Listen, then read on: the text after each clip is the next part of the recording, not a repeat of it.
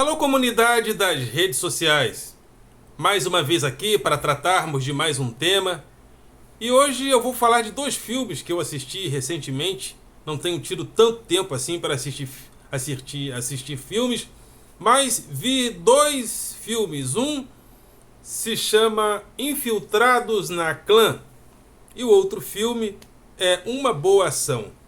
Dois filmes antagônicos que mostram atitudes antagônicas que representam muito bem o momento social e político que estamos vivendo, sobretudo no Brasil. Então, vou falar desse filme que eu vi, chamado Infiltrados na Clã, e também Uma Boa Ação. Mas antes de entrarmos no tema de hoje, gostaria de convidar você mais uma vez a se inscrever no nosso canal, a dar o seu like, a fazer o teu comentário, fazer aí o seu comentário e a compartilhar o nosso material com outras pessoas. E quando se inscrever, acione o sininho para receber notificações de novos vídeos, principalmente se você compreende a importância desse canal, que é a valorização do magistério, que é reverberar a voz do professor, que o professor veja a sua narrativa inundada na sociedade. Porque se o professor for calado, se a voz dele não for devidamente ouvida, a grande multidão que passa pela escola pública, que passa pelo ensino regular e, sobretudo, pela escola pública, continuará apenas vivendo a sua democracia representativa, votando a cada 4 anos e deixando a gestão pública ao Deus dará, ou ao político dará, ou ao prefeito, ou ao governador, ou ao presidente tal dará. Não. É importante que a gente construa uma democracia participativa que passa também pela escola, porque se a gente não fizer democracia participativa a partir da ação política e social dos alunos dentro da escola, participando juntamente com a comunidade escolar das próprias decisões da escola, a sociedade não saberá fazer democracia participativa. Ou seja, repetido, se nossos estudantes não fizerem democracia participativa na escola, continuaremos fatalmente a ter uma democracia representativa, mais representativa e menos participativa. Pode ser que isso mude, mas o papel da escola é importantíssimo para acelerar esse processo e para torná-lo sustentável. Então, o objetivo número 1 desse canal é convidar a classe dos professores para que a gente venha participar do debate público.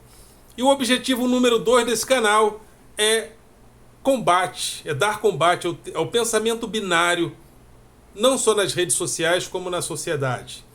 O código binário está presente no interior dessa tecnologia digital, nos colocando frente a algoritmos que fazem a leitura da nossa personalidade como consumidores, e esses algoritmos nos colocam em nichos específicos. E se a gente não se cuidar, a gente acaba se esquecendo que existem outros lados, e a gente fica com esse pensamento binário de só ver uma coisa. É importante que a gente tenha nossos pensamentos, mas que a gente aprenda a fazer a leitura mais ampla do mundo. Então, o objetivo desse canal também é incentivar a reflexão, a análise e a síntese, sobretudo a reflexão e análise e síntese filosófica, para que a gente possa construir um pensamento crítico mais propulsor e menos binário. Também tem meu grupo de Facebook, Filosofia com Eldon Rosa Masson, e o meu blog através do endereço rosamasson.blogspot.com. Rosa Masson sempre com 2 S e tudo junto. Então vamos aos dois filmes que eu vi. Infiltrados na Clã e Uma Boa Ação. Esse filme, Infiltrados na Clã, mostra a história de um policial bem instruído, bem formado, Porém, na década de 60, sobretudo, de 60 para 70, era um policial negro. E em uma época onde o racismo nos Estados Unidos era muito mais perverso e muito mais violento. Ainda é muito forte hoje, tendo em vista a violência, sobretudo da polícia com os cidadãos negros, tendo em vista a morte daquele rapaz que foi sufocado por um policial branco. Mas naquela época era mais claro, era mais explícito. Não havia muito ainda o amadurecimento das lutas contra o racismo, onde hoje, nos Estados Unidos, até muitas pessoas brancas participam. E aquele policial ele era insultado, inclusive, por colegas seus da polícia. E ele se infiltra dentro do movimento da Ku Klux Klan, usando a voz dele como um suposto branco. Só que quem ia no encontro com a Ku Klux Klan era um branco, porém judeu, que também era discriminado ou seria discriminado se as pessoas descobrissem que ele era judeu. Então, esse filme mostra algumas coisas muito perversas, mas se a gente não se cuidar, e como a gente tem tido poucos cuidados com certas coisas que se repetem, ou melhor, que são insistentes na história, a gente às vezes perde o bonde da história. Porque a gente acaba... Porque a história não se repete. Mas a história, ela insiste em reproduzir certos modelos de forma diferente, é claro, em períodos diferenciados. Então, por exemplo, esse filme mostra que havia nessa época, por exemplo, os Panteras Negras. Os Panteras Negras eram movimentos negros que lutavam contra aquele tipo de racismo. E esse policial, também negro, foi colocado para vigiar também os Panteras Negras e suas ações supostamente terroristas. E quando os racistas, os supremacistas brancos se referiam aos negros e aos movimentos de contracultura que queriam o fim do racismo, eles eram chamados de comunistas. Ou seja, sempre quando a gente se deparar ou se depara historicamente com essa insistência em chamar o adversário político, ou seja, a pessoa que pensa diferente da gente, de comunista, alguma coisa muito ruim está acontecendo. Seja do ponto de vista do fascismo, do nazifascismo, da extrema-direita, alguma coisa errada está acontecendo. Isso a gente tem a história inteira para exemplificar. Há muito tempo, grupos de extrema-direita, ditadores, homens sanguinários têm usado essa pecha do comunista para se referir a adversários políticos, a pessoas que pensam diferente deles. Getúlio Vargas fez isso no Brasil quando ele implantou a ditadura do Estado Novo. E sempre os adversários, as pessoas que pensavam diferente dele, eram tidos como comunistas. Perseguiu muito, sobretudo pessoas de esquerda, sobretudo pessoas que se diziam comunistas. E isso era, de uma certa forma, uma influência do fascismo. O fascismo influenciou muito a ditadura do Estado Novo, o pensamento político de Getúlio Vargas. E o fascismo colocou como um dos seus principais inimigos políticos o comunismo. E, evidentemente, sempre colocava pecha de comunista em todos aqueles que se diziam diferentes deles na forma do pensamento. e assustando a sociedade. Comunista faz isso, comunista faz aquilo, comunista é assim, comunista é assado. Mas isso com o objetivo de desabonar moralmente o pensamento contrário. Hitler fez isso. O nazismo fez isso. O nazismo, eu li numa enciclopédia, ele se utilizou da classe operária, o fascismo fez isso também, e o nazismo é uma extensão, é uma continuidade do fascismo, uma continuidade mais bruta, mais selvagem do fascismo.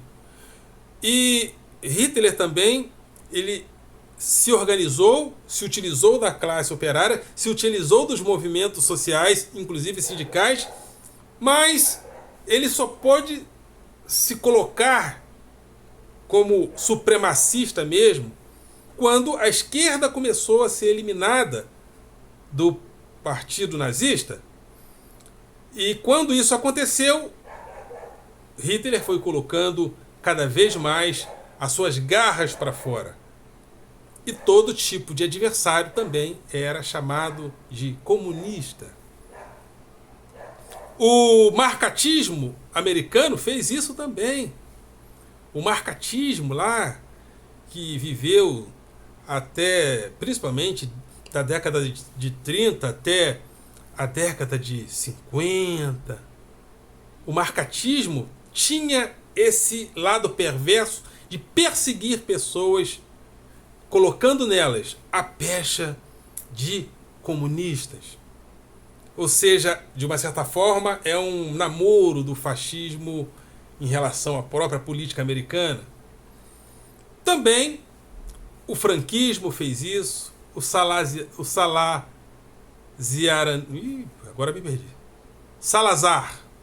no salazarismo português, fez isso, porque também eram influenciados pelo autoritarismo fascista. Então sempre os adversários eram comunistas. Quando o Brasil colocou a sua ditadura militar para funcionar a partir de 64 e sobretudo no AI-5, os inimigos eram tidos como comunistas. Meu avô mesmo, que eu amava muito, como era bom meu avô, né? Manuel de Azevedo, grande, faleceu quando eu tinha os meus 8 anos, 8 para 9 anos, mas era influenciado por aquele momento complicado da vida brasileira, onde ele frequentava uma igreja Assembleia de Deus, ouvia todos os dias a Voz do Brasil, e evidentemente a Voz do Brasil tendo aparecido em momentos de ditadura, meu avô era influenciado por aquele momento. E meu avô dizia que Brizola era comunista. Até pouco tempo, minha mãe mesmo, minhas tias, influenciadas pelo discurso do meu avô, Brizola comunista. Então, no Brasil, a gente reproduziu por várias e várias épocas. E agora a gente voltou a falar a mesma coisa. O Brasil tem um governo de extrema-direita. E como eles se referem aos adversários políticos? Comunistas. Comunistas. A revista The Economist, revista tradicional, liberal, mais de centro-direita, critica o Bolsonaro. O jornal Washington Post, jornal de centro-direita, critica. O pessoal do PSL, partido também, bem para a direita, é contra o Bolsonaro, mas isso está voltando em todas as vezes que essa mania de chamar todos os adversários políticos de comunista, toda vez que isso aparece, é um péssimo sinal. É a face do fascismo aparecendo de novo. Comunista. Comunista. Feminista. Comunista. Essa nunca foi a pauta de Marx, mas feminismo. Comunista. Ecologista. Comunista. Gay. Comunista. Pensou diferente, é comunista. Essa é, mais uma vez na história brasileira, a face do fascismo aparecendo, fazendo as mesmas coisas que no passado. E toda vez que você vê, que você presenciar esse tipo de atitude, é porque, na maioria esmagadora das vezes, a face do fascismo está presente. O fascismo querendo falar diretamente ao coração do povo. Eu sigo o povo. Se o povo falar, aí sim eu uso o exército e faço o que eu quiser, porque é o povo. Então, o cara não fala em nome das instituições, ele quer burlar a presença do Congresso, do Senado e do Supremo, porque ele fala diretamente ao coração do povo. E quem é esse povo? Às vezes uma minoria. Como a minoria que fez a passeata em 64 para a deposição, que redundou também na deposição de João Goulart, era uma minoria. Eu vivi a ditadura militar, né? Quando o governo voltou a ser civil, em 84, eu tinha de 14 para 15 anos. Nós, pessoas mais simples, eu era levado para as igrejas evangélicas, a gente não ouvia muito falar, não havia essa politização, sobretudo dos mais carentes, como há hoje, onde as pessoas têm muitas informações também. Mas uma minoria participou daquele momento, uma elite quis o golpe, uma elite não queria que o Brasil se tornasse um país mais justo socialmente. João Goulart falou de reforma agrária, e isso foi interpretado como a presença do comunismo. Se uma pessoa gostasse de pobre, gostasse de fazer caridade, isso aconteceu. Tem até um filme muito interessante, chileno, agora eu não estou me lembrando o nome, que mostra isso também. Gostou de fazer o bem para as pessoas mais pobres? Comunista. E agora estamos vivendo de novo essa fase. Há pessoas que dão comida na rua e tem gente de extrema direita que é contra. Então, esse filme, ele me fez lembrar, porque como eram chamadas as pessoas que não queriam, que queriam o fim daquele movimento supremacista e racista? Comunistas. Eles são comunistas. Se são comunistas, é uma raça inferior.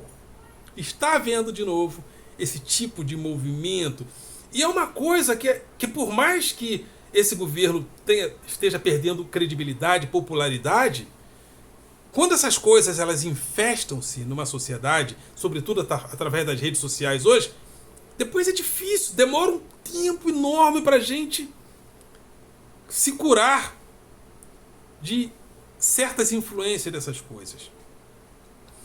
Então é isso, esse filme me fez lembrar, o filme Infiltrados na Clã, me fez ver esse fenômeno. Quem luta contra a supremacia branca é comunista. E agora quem se diz antirracista, anti-violência policial, anti-devastação da Amazônia, por preservação da natureza, quem se diz favorável ao movimento feminista, quem se diz favorável à igualdade para os gays na sociedade, para que eles tenham direitos respeitados, é comunista. Mais uma vez esse discurso voltou. Então esse filme, Infiltrados na Clã, me faz lembrar disso.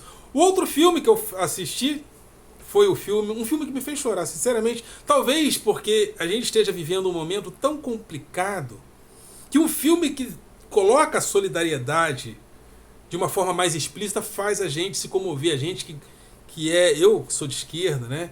Eu que valorizo a igualdade, a solidariedade. Esse filme é uma boa ação. É o filme de um cidadão americano negro que o pai dele investiu muito na era digital. Era praticamente um inventor, um inovador, e deixou aquela herança para o filho dele.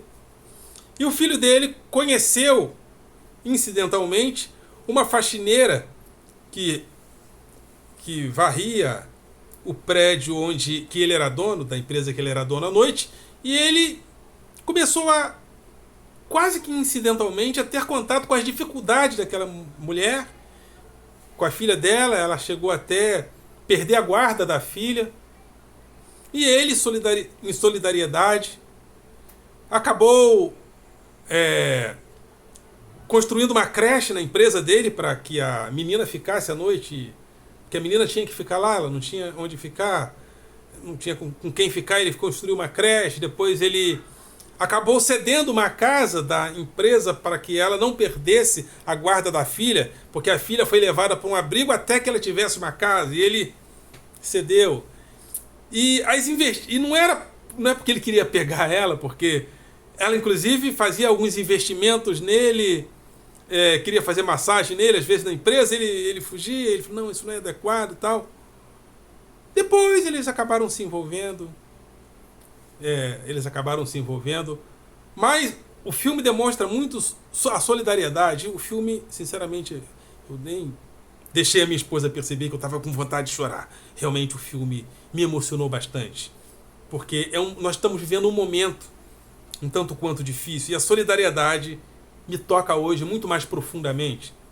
Esse filme também me fez lembrar de um filme, Meu Nome é Rádio, onde um rapaz, ele tinha problemas mentais e vivia para baixo e para cima da cidade dele, uma cidadezinha americana, do interior americano, e na faculdade, na universidade, tinha um time de futebol americano.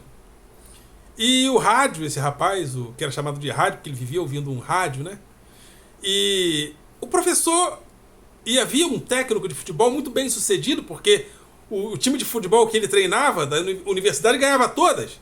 Então ele era uma pessoa de muito destaque, não tinha muito motivo aparente para que ele prestasse atenção no rádio. E ele foi fazendo um movimento para que o rádio fizesse parte daquele movimento estudantil ali.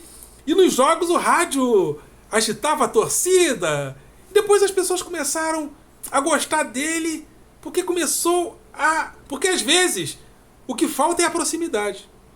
E as próprias pessoas que não gostavam do rádio começaram a se aproximar dele, a gostar dele, por quê? Porque uma pessoa olhou para ele de forma diferente. Eu lembro quando eu estudava, tinha um colega nosso que era muito discriminado, era uma pessoa muito pobre e tal. De repente um colega que fazia parte do métier começou a achar graça das coisas dele, a acolher, e ele passou a gradativamente a ser também querido por outras pessoas consideradas da elite na escola, porque alguém olhou diferente para ele. Então, esses dois filmes me fazem pensar no momento que nós estamos vivendo. Vai passar um programa na televisão, eu sempre falo com a minha mulher, quando vai passar certas coisas, eu falo, não estou podendo. Vai passar um programa sobre uma família rica. E o rapaz rico, um dos rapazes ricos da família, falou, o rico tem a obrigação de dar dinheiro. Ou seja, o rico tem a obrigação de ficar por cima e jogar, né, dinheiro para os pobres. Ou seja, eu vou ver esse programa? Não, eu realmente não estou podendo. Não estou podendo com essas coisas. Ando meio sem paciência. Até com algumas coisas, andei perdendo algumas amizades. Porque uma coisa é uma pessoa pensar diferente de mim. Uma pessoa praticamente vibrar, praticamente ter orgasmos múltiplos porque alguém tomou um tiro. Eu começo a pensar se vale a pena eu ser amigo de uma pessoa que, por exemplo, defende tortura. Eu tenho dificuldades, né? Tem gente que não tem, eu tenho. Então esses dois filmes eu recomendo. Infiltrados na Clã, um filme muito bom para a gente pensar nesse nosso momento de hoje. E esse filme Uma Boa Ação. E de quebra, para quem quiser, pode ver também o filme Meu Nome é Rádio. São 3 filmes que falam... Um fala desse lado obscuro, da pecha de comunista em todos aqueles que são adversários políticos. E 2 filmes, Uma Boa Ação e O Meu Nome é Rádio, que falam de solidariedade que é uma coisa que a gente anda precisando muito nos dias atuais. Ok, galera? Vocês são do coração.